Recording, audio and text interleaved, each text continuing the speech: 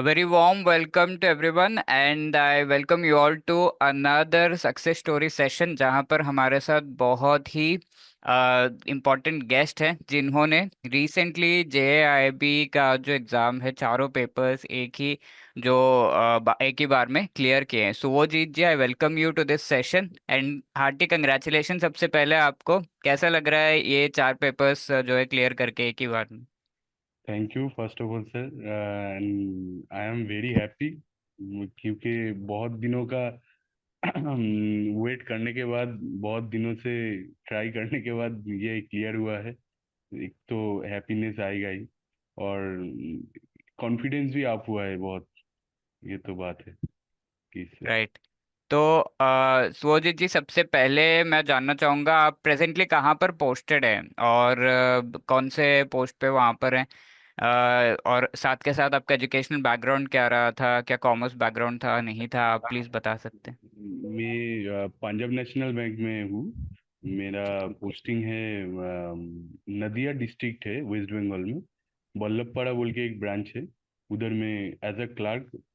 Clark तो अभी नहीं बोलता है, सीएसए बोलते हैं, customer hmm. Service associate. As a customer service associate उधर पोस्टेड हूँ। तो और मेरा एजुकेशनल बैकग्राउंड ये है कि मैं बीकॉम ऑनर्स स्टूडेंट हूँ।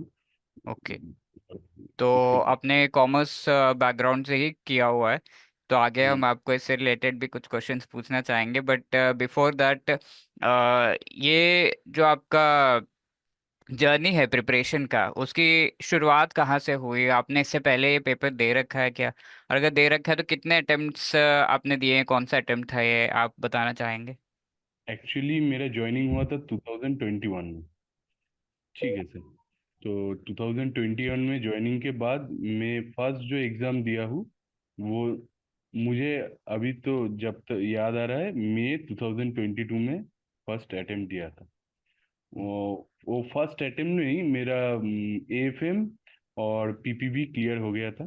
लेकिन जो बाकी था, तब तो तीन तो पेपर होते थे, तो एलआरए भी बाकी था मेरा। तो एलआरए भी मुझे थोड़ा टफ लगा था। बहुत बहुत जनों को इजी लगता है वो एलआरए भी, लेकिन मुझे थोड़ा वो लॉ वाला टर्मिनोलॉजी थोड़ा टफ लगा था। और टफ से बड़ा बात ये है कि मेरा जो एक्चुअली मेरा स्ट्रेटेजी में भी गलत था, और मैं उतना टाइम भी नहीं दे पाया। एक्चुअली फॉल्ट मेरा ही था। तो एलआरए भी नहीं हो पाया, तो एलआरए भी दो बार दिया, दो बार भी नहीं हो पाया। उसके बाद एलआरएबी को हटा के आईआईबीएफ ने नया दो पेपर लाया कि आईआईएफएस एंड आरबीडब्ल्यूएम। आरबीडब्ल्यूएम हो गया, लेकिन आईआईएफएस दो बार में नहीं हो पाया। तो मेरा जो पाँच फाइव अटेम्प्ट्स का जो ब्रैकेट है वो क्लियर हो गया था। ठीक है। ओके। तो उसके बाद फिर से इस बार मैंने फिर से नए नए करके रजिस्ट्रेशन किया एग्ज़ाम के लिए। तो इस बार एक साथ चारों ही पेपर दिया था, तो चारों ही क्लियर हो गया था। Okay, wonderful. तो ये तो काफ़ी इंस्पायरिंग जर्नी है, बिकॉज जनरली होता ही है कि एक दो अटेम्प्ट्स में ही थोड़ा सा हार मानने लगते हैं कि चलो अब तो नहीं होगा, अब छोड़ो, बाद में देखा जाएगा, होगा तो होगा। क्योंकि रखा था कि मुझे 10 अटेम्प्ट भी लगेंगे तो मैं दूंगा।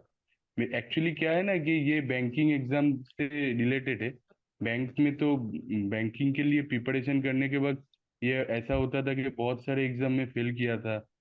शुरुआत में तो 6-7 महीने तो किसी भी एग्जाम में पास नहीं हो पाया। लेकिन आहिस्ता आहिस्ता जब प्रिलिमिनरी क्लियर होने लगा, उसके बाद मेंस क्लियर हुआ, ऐसे ऐसे करके क्या हुआ, कॉन्फिडेंस आप होने लगा। और ऐसा लगा कि मेरे अंदर है ये चीज कि जो भी हो जाए मैं नहीं छोड़ूंगा। मतलब जब तक नहीं होगा तो लास्ट तक देख देख के ही छोड़ूंगा मैं। ये वाला चीज है मेरे अंदर। वही है कि फेल बहुत हो बढ़िया। सकता हूँ, लेकिन ये बात नहीं है कि छोड़ के भाग जाऊंगा, ये बात नहीं है। तो कंसिस्टेंट एफर्ट और failures are stepping stones to success, ये चीज को बहुत ही प्रैक्टिकली यहाँ पर सुजीत जी डिस्क्राइब कर रहे हैं अपने जर्नी से, कि पहले बैंक एग्जाम्स भी दे रहे थे। तो ये सबके साथ ही होता है, जितना भी बड़ा टॉपर हो या जितना भी मतलब बहुत अच्छा परफॉर्म कर रहा है, ऐसा नहीं है कि एक ही बार में एकदम से बिना पढ़े कुछ भी हो जा रहा हो, तो सबके साथ ही होता है। होता है। मेरे एक्सपीरियंस में सर, ये बहुत दो तीन जन को मैंने देखा है कि जिन लोगों का होता है एक बार में क्लियर, ऐसा नहीं कि नहीं होता है, but they are exceptional sir. The percentage exceptional of rare that cases. People are very low. Most of the people जो होता है वो फर्स्ट टाइम में अटेम्प्ट में नहीं हो पाता है, मोस्ट ऑफ द पीपल के। हम्म। लेकिन जो लोग करता है वो एक्सेप्शनल है, ऐसा नहीं कि नहीं होता है, बहुत जनों का होता भी है। वो तो है। मतलब ये कि हमेशा हर एक स्टेप में, हर एक बार में ऐसा नहीं है कि आपका हो ही जाएगा, ये लेके हमें नहीं चलना। हमें देखना है कि एफर्ट्स कितने लग रहे हैं, एंड अगर फेल भी हो रहे हैं तो next time definitely have to give. और इस चीज का मतलब फिफ्थ, जिसका भी फिफ्थ अटेम्प्ट क्रॉस हो गया वो तो एकदम हार ही जाता है। और आपने हाँ, फिफ्थ अटेम्प्ट के बाद फिर से रजिस्ट्रेशन करके चारों पेपर क्लियर किए, तो ये बहुत ही ज्यादा एक्सेप्शनल चीज है। Salute to you for this. और थैंक हमारे जो यू। बैंकर्स है, जो भी एस्पिरेंट्स, इनको बहुत ज़्यादा इंस्पिरेशन मिलेगी इस चीज़ से, बिकॉज वो भी कहीं ना कहीं, मुझे भी कई कॉल्स आए हैं फिफ्थ अटेम्प्ट के बाद बहुत ही डिस्ट्रेस होके, वो कहते हैं कि सर अब तो मैं छोड़ रहा हूँ ये वो। तो हम मोटिवेट करते हैं कि नहीं। तो ठीक एक है। लाइव एग्जांपल है। आप कुछ कहना चाहेंगे इस चीज़ में इन बैंकर्स को? एक्चुअली क्या है, मेरा आसपास का जितना बैंकर लोग हैं, सोचिए कि मेरा डिप्टी मैनेजर, जितने भी लोगों से मैं जान पहचान है, 90% लोग जो क्लियर नहीं कर पाए हैं, वो एक या दो तीन अटेम्प्ट के बाद बंद कर दिया है। अभी उन लोगों हम्म। का कॉन्फिडेंस भी नहीं है अभी। अगर बात भी करता हूँ कि सर आप देंगे कि एग्जाम के नहीं देंगे, वो लोग बोलते हैं नहीं नहीं वो नहीं पाएगा, वो टाइम नहीं मिलेगा, नहीं हो पाएगा। एक दो बार दे के देख लिया हो, उससे कुछ नहीं होने वाला, वो पढ़ाई करना पड़ेगा। एक्चुअली क्या है ना, वो फास्ट एक दो तीन अटेम्प्ट के बाद सबका कॉन्फिडेंस डाउन हो जाता है।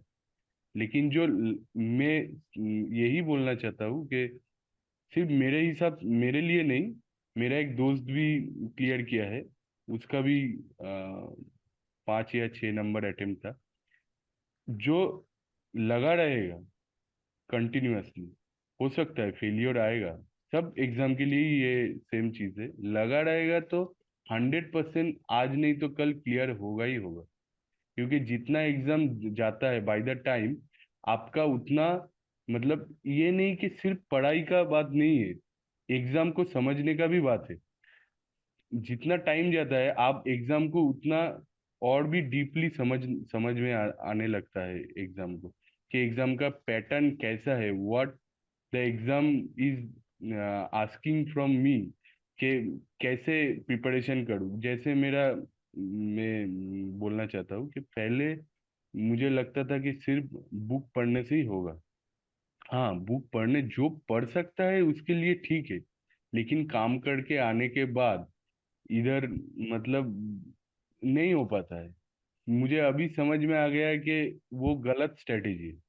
स्ट्रेटेजी, बेस्ड स्ट्रेटेजी यही है कि कोई मुझे पढ़ा रहा है और समझा रहा है, उसके बाद जाके मैं मॉक टेस्ट दे रहा हूँ, और अगर जरूरत पड़े तो बुक भी पढ़ लूंगा। कोई अगर डाउट हो रहा है, बुक भी पढ़ लूंगा उसके बाद। ये मुझे लगता है कि मेरे लिए तो एक सही स्ट्रेटेजी मुझे लगा। वंडरफुल। तो ये चीज अच्छे से रिकॉर्ड करके हम सबको सुनाना चाहेंगे बिकॉज रट रट के हम थक जाते हैं, बट कई लोग रहते हैं कि नहीं, यही है कि बुक से पढ़ना है ऐसे करके। तो आज के डेट में थोड़ा सा डिफिकल्ट, ऐसा नहीं है कि नहीं पढ़ सकते, कर सकते हैं, बट थोड़ा सा क्योंकि टाइम और एनर्जी, जब आप बैंक से वापस आते हैं तो एनर्जी लो रहता है। उस एनर्जी लो में पढ़ेंगे भी तो उतना प्रोडक्टिव नहीं होता, जैसे आप भी बता रहे थे। आप अपना एक्सपीरियंस शेयर कर सकते हैं, बुक पढ़ने का आपका कैसा रहा और किस तरीके से आपने फर्दर जो है इस चीज़ में इम्प्रूवमेंट लाए। तो पहला क्या हुआ कि मेरा तो बीकॉम बैकग्राउंड है, तो अकाउंटेंसी में मेरा उतना डर नहीं है जितना बाकी नॉन कॉमर्स बैकग्राउंड का स्टूडेंट का है। तो अकाउंटेंसी यही है कि बहुत दिन नहीं पढ़ा हूँ। मेरा लास्ट ग्रेजुएशन था 2014 में, तो 10 साल के ऊपर करीब करीब हो गया, तो ये मतलब कॉमन चीज है कि भूल गया वो बहुत सारी चीज। लेकिन थोड़ा टच आने से हो जाता है मेरा।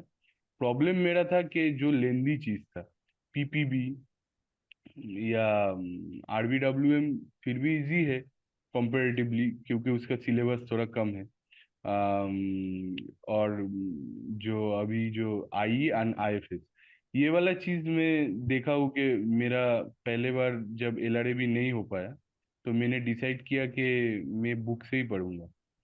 लेकिन क्या होता था कि बुक तो पढ़ना स्टार्ट किया, लेकिन आके एक दो पेज पढ़ने के बाद पूरा एकदम कौन मतलब एनर्जी लेवल एकदम डाउन हो जाता था। तो उसके बाद क्या किया कि जब जितना एग्जाम करीब आने लगा, उतना कॉन्फिडेंस लो होने लगा कि अभी तक प्रिपरेशन नहीं हो पाया, अभी तक एक भी मॉड्यूल सही तरह से नहीं हो पाया पूरा। तो ये क्या हुआ, ये डर में कन्वर्ट हो गया, और एग्जाम के दिन मतलब अंडर कॉन्फिडेंट होके ही एग्जाम देने जाता था। तो वही हुआ कि अभी तो जितना टाइम जा रहा है, आईआईबीएफ को भी समझ में आ गया है कि तुक्का लगा के एग्जाम पास नहीं हो पाएगा। वो लोग एग्जाम सेट भी ऐसे ही करता है अभी, कि कोई अगर सोचेगा कि सिर्फ तुक्का लगा के पास हो जाऊंगा, एमसीक्यू है और नेगेटिव मार्किंग नहीं है, वो नहीं होने वाला है। क्योंकि अभी आईआईबीएफ समझ गया है, और वो लोग क्वेश्चन पैटर्न भी वैसे ही कर रहा है, इतना लेंदी और इतना न्यूमेरिकल्स दे रहा है कि किस कोई अगर सही तरह से नहीं पढ़ेगा और एकदम कॉन्सेप्ट मतलब डीपली अगर कंसेप्ट क्लियर नहीं करेगा, तो it is very difficult for them to clear the exam. Because ऐसा नहीं कि तुक्का लगा के नहीं होता है, बहुत लोगों का होता है, मैंने देखा है, बहुत फिर लोगों का होता है सर, ऐसा नहीं कि नहीं होता है। लेकिन क्या है कि आपको अगर श्योर शॉट पास करना है, तब तो आपको पढ़ना ही पड़ेगा, और सही तरह से पढ़ना पड़ेगा। तो उसके बाद लास्ट टाइम मेरे को मेरे एक दोस्त ने रिकमेंड किया एडुटैप का। पहले मैं बोलना भूल गया, पहला जब मैं प्रिपरेशन स्टार्ट किया था, तो मैंने एक कोर्स लिया था, मोटिवेशनल बैंकर बोल के एक ऐप है, उसका कोर्स लिया था। तो ठीक था। लेकिन अभी जो पैटर्न हो गया है, उस हिसाब से नहीं है, मतलब रिक्वायरमेंट थोड़ा अप हो गया है एग्जाम का, तो उस हिसाब से नहीं था। तो अभी जो मैंने लास्ट टाइम जब प्रिपरेशन स्टार्ट किया, तो मेरे दोस्त ने वो एडुटेप का, आपका आप लोगों का जेआईबी का सब पेपर का ही, शायद आरबीडब्ल्यूएम छोड़ के बाकी सब पेपर का ही, सब मॉड्यूल का वीडियो था उधर। तो वो लोग मेरे को रिकमेंड किया, वो मेरे दोस्त ने। तो मैं वो देख के ही पढ़ना स्टार्ट किया, क्योंकि मैं देख लिया था कि बुक पढ़ के तो वो वाला स्ट्रेटेजी तो अप्लाई कर चुका था, लेकिन ये नया स्ट्रेटेजी अप्लाई करना चाहता था। तो वो वीडियो देखना स्टार्ट किया। वो वीडियो देख देख के, और उसके बाद में क्या किया, मुझे वीडियो थोड़ा अच्छा भी लगा, और मैं एडुटैप का सर्च किया कि मॉक टेस्ट क्या था। तो एडुटैप का मॉक टेस्ट भी लिया था मैंने। तो एडुटैप का मॉक टेस्ट लेके जो सबसे बड़ा फायदा हुआ, जो किसी जगह पे नहीं मिला था मुझे, वो था चैप्टर वाइज क्वेश्चन। ये शायद किसी जगह पे नहीं है। ये मैं बहुत ऐप बहुत सारे चीज अभी तक घाट चुका हूँ, लेकिन किसी जगह पे नहीं मिला मेरे को। ये चैप्टर वाइज जो मॉक टेस्ट है, वो मुझे बहुत हेल्प हुआ। मैं एक एक चैप्टर कर पढ़ता था, और कोई डाउट होता था तो बुक से भी देख लेता था एक बार, और वो एडुटैप का मॉक टेस्ट देता था। और लास्ट में जो फुल लेंथ मॉक टेस्ट है, वो तो बहुत ही जरूरी है। वो तो ऑलरेडी मतलब क्या है ना कि मैं एक चीज देखा हूँ कि जितना मॉक टेस्ट मतलब दिया जाता है, उससे ऐसा तो नहीं कि वही क्वेश्चन आएगा, लेकिन क्या है कि एग्जाम का जो प्रिपरेशन है ना, मतलब मेंटल प्रिपरेशन बहुत अप हो जाता है। ऐसा नहीं कि एग्जाम में जाके डर, वो कैसा क्वेश्चन आएगा, वो वाला डर नहीं रहता है। ये बहुत हेल्प हुआ मेरे को लास्ट मतलब। मुझे अभी पता चल गया कि ये करेक्ट स्ट्रेटेजी है। नहीं बोल रहा हूँ कि एडुटेप का ही वीडियो या कोर्स, वो नहीं बोल रहा हूँ, मैं बोलना चाह रहा हूँ कि वीडियो एंड मॉक टेस्ट, और कुछ डाउट हो तो बुक, क्योंकि बुक के बाहर अभी आ सकता है, क्योंकि अभी तो वो नया जितना आरबीआई का जितना भी नया डिसीजन लेता है आरबीआई, वो सब भी क्वेश्चन में आता है। लेकिन मैक्सिमम क्वेश्चन बुक से ही आता है, तो book, video and mock test, ये मुझको लगता है सही स्ट्रेटेजी है एकदम पास करने की। राइट। तो अपने अपनी जो जर्नी है काफ़ी अच्छे से डिस्क्राइब किया, और इसमें हम देख सकते हैं कि कैसे आपने चैलेंजेस फेस किए। बट इसमें मैं सबसे पहले पूछना चाहूँगा, काफ़ी क्यूरियोसिटी होगी काफ़ी लोग, कि आपके मार्क्स कितना आए थे चारों कंपोनेंट्स में, अगर आप शेयर करना चाहो हाँ, तो प्लीज़ यह बता सकते हैं आप। मेरा I N I F S में 69 आया था। ओ ठीक। वाह। और पीपीबी में मेरा आया था 52 या 54, मुझे कंफ्यूजन है। ओके। और एएफएम में 52 आया था। और जो आरबीडब्ल्यूएम है वो 49 आया था। Okay nice. तो आप मेरे से बात करते हुए कह रहे थे कि आईआईएफएस एक जो है, जैसे पहले एलआरए भी, फिर आईआईएफएस में जाकर अटक जा रही थी नाव अपनी। तो ऐसा आपने क्या अलग किया इस बार, और 5 अटेम्प्ट देने के बाद क्या थोड़ा डिफरेंट है? ये एक तो चीज समझ में आ गई कि आपने थोड़ा स्ट्रैटेजी में चेंजेस किए, और इसके अलावा आईआईएफएस के लिए क्या अलग आपने किया, क्या अलग लगा आपको कि ये चीज़ मुझे हेल्प की है, और इस तरीके से आगे फिर कई लोग आईआईएफएस में और भी फंस रहे होंगे, तो उनको क्या एडवाइस देंगे आप? ये जब आईआईएफएस एंड आरबीडब्ल्यूएम इंट्रोड्यूस्ड हुआ एज अ सब्जेक्ट, उस समय एक्चुअली बीकॉम बैकग्राउंड से उधर इकोनॉमिक्स भी पढ़ना पड़ता है। तो मुझे बुक का सिलेबस देख के लगा था कि ये तो ये मेरे, ठीक है थोड़ा पढ़ूंगा तो हो जाएगा। लेकिन जब बाद में एग्जाम देना दिया, तब जाके लगा कि आउट ऑफ द 4 सब्जेक्ट ये सबसे ट्रिकी सब्जेक्ट है, क्योंकि देख के लगेगा इजी है, लेकिन क्वेश्चन आएगा बहुत डीपली रूटेड क्वेश्चन आता है। मतलब एकदम फ्रैक्शन, मतलब कोई पूछ लेगा कि ये वाला चीज कब हुआ था, कि एकदम मतलब जो पढ़ाई नहीं करेगा उसके लिए गेस करना और उसको आंसर देना बहुत डिफिकल्ट हो जाता है। और आईआईएफएस में दो बार क्या, 3 बार या 2 बार फेल कर चुका हूँ। मतलब ओके। क्योंकि 50 मार्क्स लगता था, क्योंकि सिंगल अटेम्प्ट, मतलब वो अलग से अटेम्प्ट देना है, तो उधर जाके 49 48 ऐसा आ जाता था। बहुत मतलब डिमोरलाइज्ड हो जाता था कि 1 नंबर 2 नंबर के लिए नहीं हो पाता था। तो एक्चुअली उसके बाद जब वीडियो देखा, मैंने वीडियो देख के अटेम्प्ट दिया, मॉक दिया, तब जाके क्या हुआ ना कि चीजों को मेमोराइज नहीं करना पड़ रहा था। वो ऑटोमेटिक प्रैक्टिस होने से क्या होता था, फायदा हुआ कि ऑटोमेटिक वो आ जा रहा था, कि जब भी क्वेश्चन देख रहा था तब भी ऑटोमेटिक दिमाग दिमाग में आ जा रहा था कि ये वाला ही ऑप्शन सही होगा, क्योंकि ये नहीं हो, मतलब कैंसिलेशन, बाकी सब ऑप्शन कैंसिल ऑटोमेटिक हो जाता था। तो इससे इससे ही फायदा हुआ कि आईआईएफएस में, कि एक तो वीडियो से कॉन्सेप्ट क्लियर हुआ, दूसरा मॉक टेस्ट देके मेरा वो, मतलब जो मेमोराइज करने का जो प्रेशर था वो नहीं रहा मेरे ऊपर, तो ऑटोमेटिक हो गया, मतलब तो यही आप बात है। एकदम आइडियल ऐसे एस्पिरेंट हैं बैंकर हैं, मैं कहना चाहूँगा, क्योंकि हम ये भी कहते हैं कि आप रिवीजन का जो टाइम है वो कम कर सकते हैं actually by giving mock test, actually by giving test. But कई लोग फिर कैसे रिवाइज करें, ये वो उसमें ही फंसे रहते हैं। तो रिवीजन का बेस्ट मेथड वुड बी कि आप एमसीक्यूज दे, बार बार आप एमसीक्यूज दे रहे हैं, फिर again and again you are practicing दोस्त, तो आपको बहुत अच्छे तरीके से, जो जैसा सुभजीत जी कह रहे हैं, कि फिर से रिवाइज करने की जरूरत नहीं, ऑटोमेटिकली आपको जो है वो याद होते जाएगा बार बार आप उसे देख रहे हो। तो this is really great to know कि जब आपका नहीं हो रहा है तो यू शुड जस्ट थिंक कि क्या गलत जा रहा है, एंड स्ट्रैटेजी में मेजर चेंजेस वो जितने किए अपने, आपने पहले बुक पढ़ रहे थे, फिर उसके बाद आप जो है वीडियोस देखकर, फिर उसके बाद मॉक टेस्ट वगैरह, इस तरीके से आपने चेंजेस किए, फिर बुक पढ़ने पे आपको काफी कॉन्फिडेंस आ रहा था, ये भी आप बता रहे थे। तो हाँ, हमें स्ट्रैटेजी में मेजर चेंजेस करने में डरना नहीं चाहिए कि हाँ पहले से मैं ये कर रहा हूँ तो मैं यही करूंगा, तो बट अगर नहीं हो रहा है तो वी हैव टू थिंक कि what else we can do.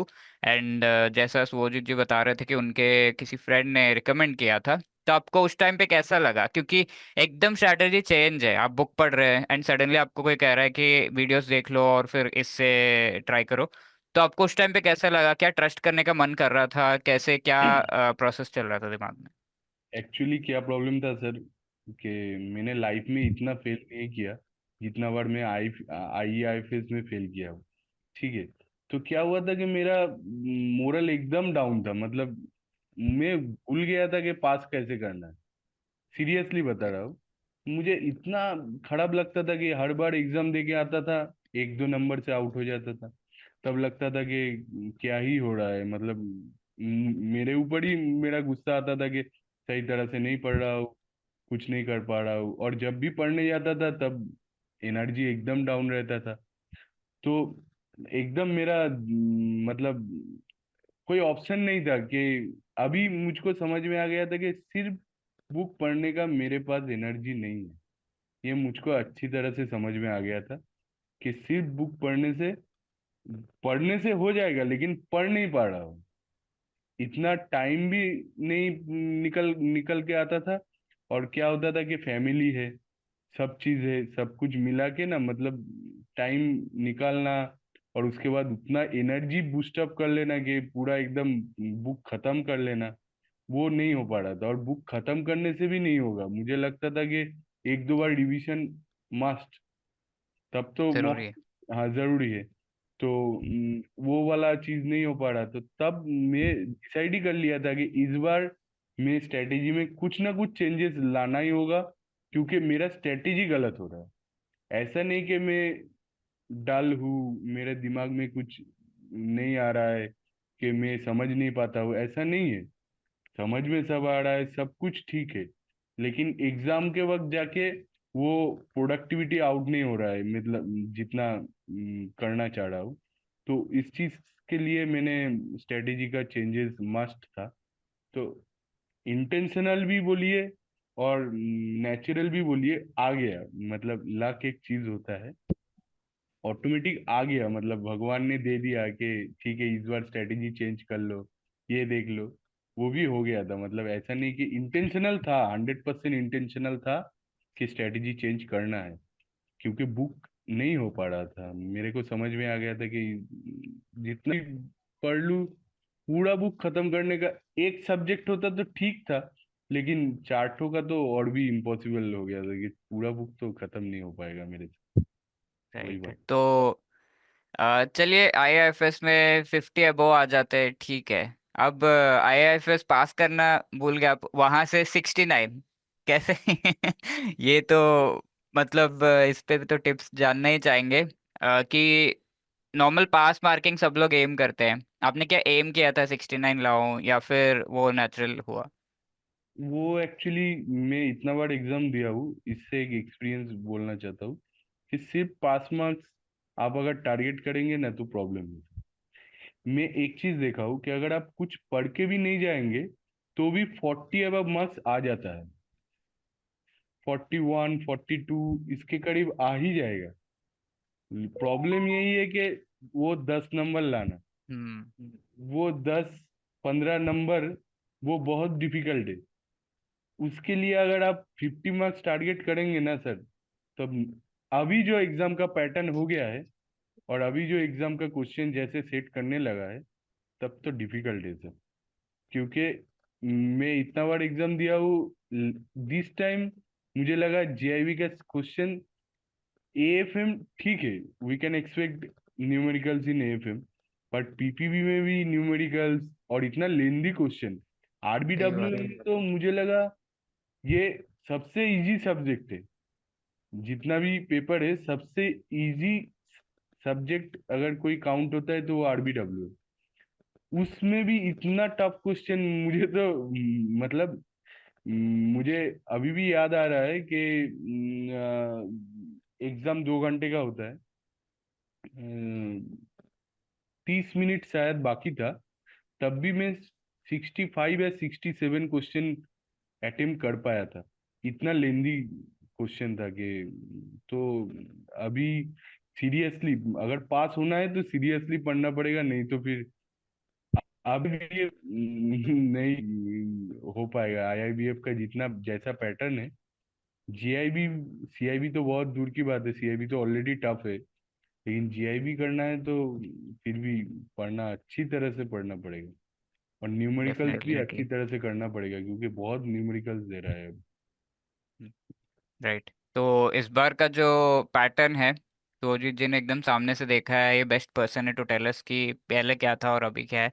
तो बता रहे कि इस बार जो था, और जो आईबीएफ का लेवल होते जा रहा है जेआईबी एग्जाम का, सुभजीत जी सेइंग आपको पहले से पढ़ाई करनी होगी, तो प्लीज स्टार्ट अर्ली। आराम से पढ़िए, अच्छे से डीपली पढ़िए, एग्जाम में कॉन्फिडेंटली जाइए, देकर आइए, क्लियर करिए। तो this should be the best way. और उसके लिए स्ट्रैटेजी ऑब्वियसली, अगर कोई पढ़ पा रहा है बुक तो अच्छी बात है, बुक से भी दिया जा सकता है, but apart from that best ये चीज़ रहेगा, अगर आप नहीं पढ़ पा रहे तो कोई आपको एक्सप्लेन कर दे। और उसके लिए आप कोई course, it is not that कि किसी एक इंस्टीट्यूट को, एक इंस्टीट्यूट का नाम लिया जाए, बट जो भी आपको सही लग रहा है, आप वीडियोस देखे अलग अलग इंस्टीट्यूट्स के, जो भी आपको सही लग रहा है। सुभजीत जी को मॉक टेस्ट चाहिए था, तो जैसे चैप्टर वाइज चाहिए था, तो ही कुडंट गेट एनीवेयर। एडुटैप को इन्होंने चूज किया और वो काफ़ी हेल्प किया, जैसे आपने प्रिपेयर किया फिर मॉक टेस्ट दे रहे हैं, तो that strategy helps a lot. तो this is the thing.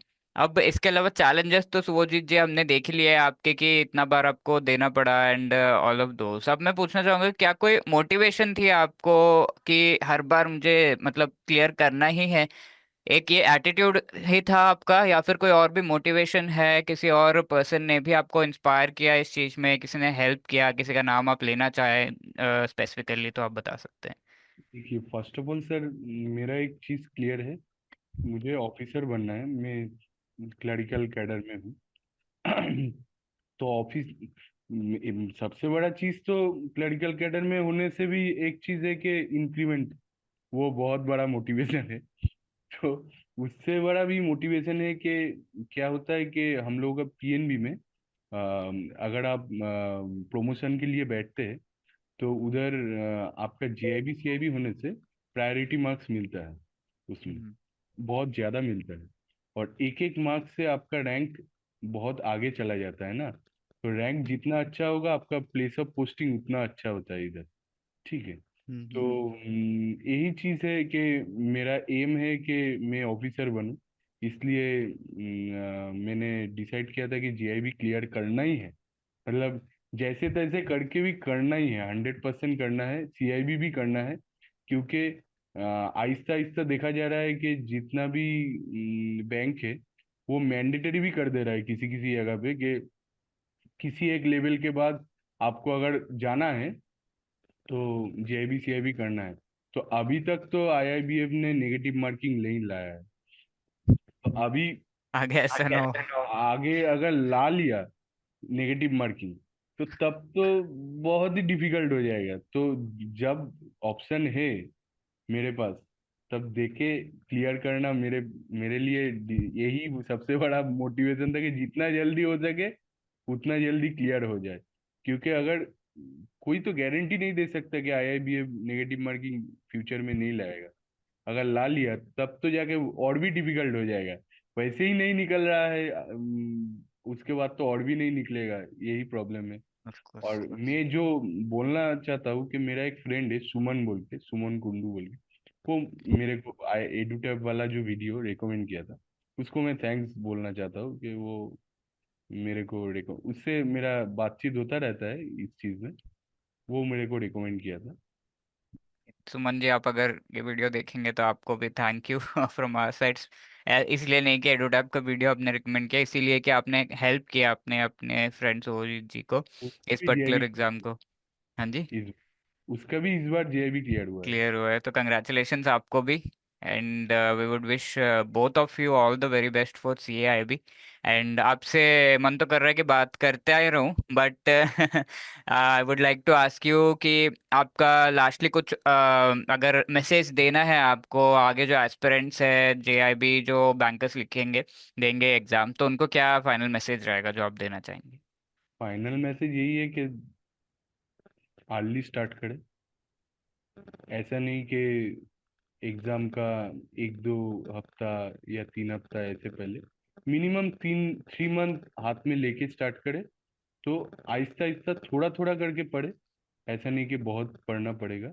Regularly अगर 1-1.5 घंटा भी दिया जाए, मतलब 15 मिनट 20 मिनट करके एक एक सब्जेक्ट को 1.5-2 घंटा भी दिया जाए तो बहुत है।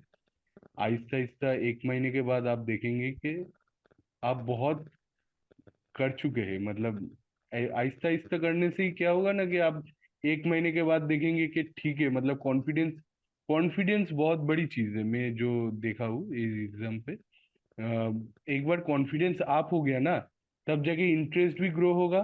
तब तब जाके मोटिवेशन भी आ जाता है कि ठीक है, अभी तो मेरा कॉन्फिडेंस आप है, ये वाला सब्जेक्ट मैं निकाल के ही रहूंगा, ऐसा चीज़ ये है। और मॉक टेस्ट बहुत इंपॉर्टेंट है। वो चैप्टर वाइज मॉक टेस्ट बोलिए या subject wise, that is very important. And lastly मैं बोलना चाहूँगा कि बुक भी इम्पोर्टेंट है। कुछ कुछ चीज़ बुक से भी पढ़ा जा सकता है, और वीडियो तो वेरी इंपॉर्टेंट। अच्छा वीडियो बहुत हेल्प करेगा। मतलब अगर 100% लिया जाए एग्जाम को, तो 60 to 70% तो वीडियो से ही हो जाएगा। मतलब हो जाता है, मतलब हेल्प। उसके बाद तो मॉक टेस्ट रहता ही है। मॉक टेस्ट बहुत इंपॉर्टेंट है, मॉक टेस्ट भी रहेगा। वो सब टाइम लेके, थोड़ा टाइम लेके प्रिपरेशन करे तो हो जाता है, हो जाएगा। क्योंकि लास्ट मोमेंट में अगर कोई प्रिपेयर करेगा तो लास्ट में बहुत कुछ प्रॉब्लम आ सकता है। ऐसा नहीं कि हो नहीं जाएगा, 100% बहुत लोगों का होता है। लेकिन अगर आपको श्योर शॉट करना है तो टाइम लेके करना है थोड़ा। फाइनली एक छोटी सी चीज पूछनी थी, अगर आपको कुछ कहना हो, एडोटैप ने अगर आपकी थोड़ी सी भी हेल्प की है, आई होप थोड़ा बहुत हम हेल्प कर पाए, तो what would you want to say, मतलब अगर कुछ कहना चाहें। ये सिर्फ वीडियो के लिए नहीं है सर। मैं अभी, जो कोई भी मेरे से बात करता है जेआईबी के बारे में, तब मैं एडुटैप का वीडियो भी रिकमेंड करता हूँ, मॉक टेस्ट भी रिकमेंड करता हूँ। क्योंकि सीरियसली बोलता हूँ, एडुटैप का मॉक टेस्ट का जो सबसे बड़ा एक्सक्लूसिव फीचर है, वो है चैप्टर वाइज मॉक टेस्ट, 1 नंबर। Second thing is that Edutap का जो क्वेश्चन है, वो physic previous year question year तो अवेलेबल रहता ही है उसके अंदर। और जो क्वेश्चन का मतलब मॉक टेस्ट का जो क्वेश्चन का पैटर्न है, वो रियल टाइम एग्जाम का लेवल का क्वेश्चन रहता है। ठीक है। तो ये मैं हाईली रिकमेंड करता हूँ सब। मेरा भी जितना जान पहचान का है और जो लोग वीडियो देखेंगे, उन सब लोगों के लिए भी हाईली रिकमेंड है। एक बार देखिए आप। उसके बाद ही उधर शायद फ्री में भी कुछ रहता है। वो भी कुछ एक टेस्ट बार फ्री आप में लोग भी। देख सकते हैं। कुछ टेस्ट टेस्ट फ्री में भी रहता है। वो लोग आप देखेंगे तो आप खुद को ही समझ में आ जाएगा कि ये क्वेश्चन पूरा एकदम रियल टाइम एग्जाम का क्वेश्चन के साथ लेवल मैच करता है। और एडुटैप का और एक चीज जो है, जो कभी भी कुछ प्रॉब्लम होता है तो मेल करने से व रीच आउट करने से उधर सॉल्यूशन भी मिल जाता है, मतलब हेल्प मिलता है। राइट। ये एक चीज़ है। Right, thank you so much Subhajit ji, बहुत ही अच्छा लगा आपसे बात करके। वैसे मन तो नहीं कर रहा है, but wishing you all the best for your CAIB preparation, and once again big congratulations to you To you for your for your success. और success. आई होप आप CAIB भी क्लियर करें, आप ऑफिसर बनने का आपका जो ड्रीम है वो भी एकदम जल्दी से जल्दी उसे हासिल करें, एंड आगे लाइफ में बहुत आगे बढ़े। Thank you so much for sparing your time. Thanks a lot Subhajit ji. Thank you so much sir, thank you so much. और मैं ग्रेटफुल हूँ जी एडुटैप के लिए कि एडुटैप के टीम मेरे से रीच आउट किया और मेरा जो एक्सपीरियंस था वो सबके सामने लाया। इसके लिए मैं बहुत ही थैंकफुल हूँ आप लोगों के लिए। Thank you so much Subhajit ji, and all the best. Shubhajit ji, एक लास्ट चीज पूछनी थी। आपने जो ये वीडियो हमने रिकॉर्ड किया है, तो वो हम अपने चैनल वगैरह पे पोस्ट कर सकते हैं ना? इससे रिलेटेड आप कंसेंट देते हैं इस चीज़ की? वो बस हाँ पूछना हाँ था। हाँ, कंसर्न मेल भी किया है मैंने, मेल कर कंसर्न लिया? Okay okay. कंसर्न किया है। और कोई प्रॉब्लम नहीं है sir, 100%। Okay, thank you so much, all the best. CIB में फिर मिलते हैं लाइव क्लासेस में। एकदम ओके। एकदम। हाँ जी राइट सर। सोची थी, थैंक यू।